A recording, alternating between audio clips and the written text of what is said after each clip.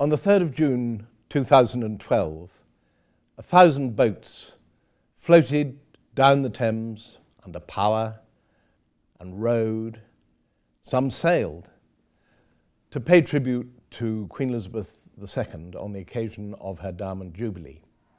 It was a fitting tribute from a maritime nation.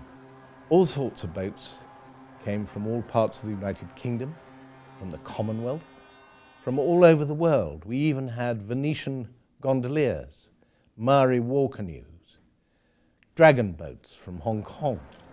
We had the small ships from Dunkirk, a huge and goodly assembly who, in spite of the weather, enjoyed the day and provided, with the enormous crowds on either side of the Thames, a fitting tribute to Her Majesty.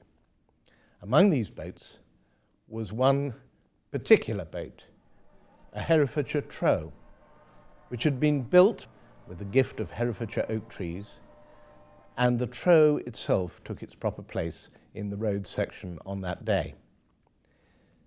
This boat was a modern version of the traditional trows which plied their trade up and down the River Wye in Herefordshire. And this film is the story of the building of that boat from Tree to Thames. The people who built it, the people who rowed it, the story of the day, and the future of the vessel itself. I hope you enjoy the film. 1 million people, 1,000 boats, one very special royal guest, and a wide trow. Watched by a global audience of billions, this modest 36-foot replica of an 18th century working boat took its rightful place in this eye-popping spectacle, the Queen's Diamond Jubilee River Pageant on the River Thames. A moment in history, savoured not only by those who lined the banks of the river and the television viewers, but those aboard this robust wooden boat. We've just passed the barge with John Major and Boris Johnson, Lord Mayor, and I think there was some royalty there. And then we got Friar Tuck and his merry men sang a great sing-song. Gloriana's ahead of us, 100 metres ahead, and we're surrounded by, I can't imagine how many cutters, in the region of 50. We've got the Whitley light boat on our right, and then behind us we've got the Royal Artillery. Now on our starboard side, we've got the Honourable Artillery Regiment with drummer, drumming away. Safety vessel there getting in the way of everybody, of course. And now we're going under the bridge, and just superb.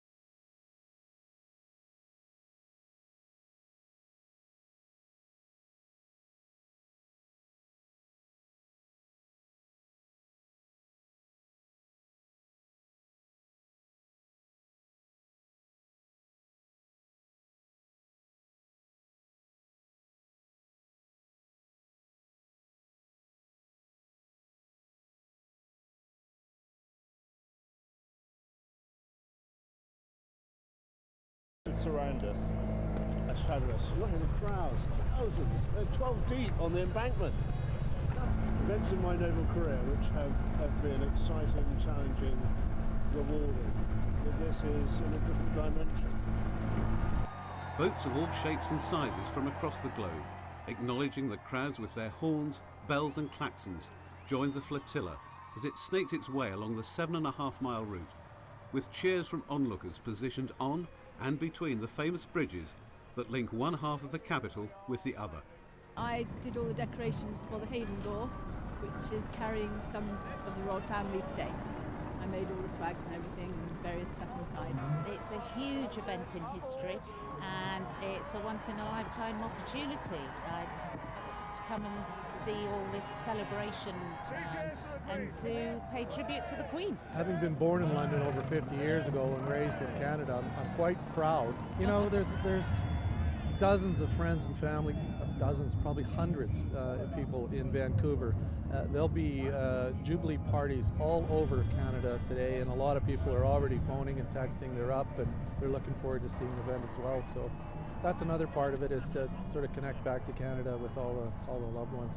I think just seeing a collection of 1,000 ships, it must be something that I'm never going to see again in my lifetime, and to see all the different ships and the relationship that they've got to our country and to the monarch. Despite the heavens opening, the spirits of those aboard the Trow couldn't be dampened as the vessel completed its journey. Coming up the river with all those hundreds of thousands of people there to greet the Queen was a really amazing experience.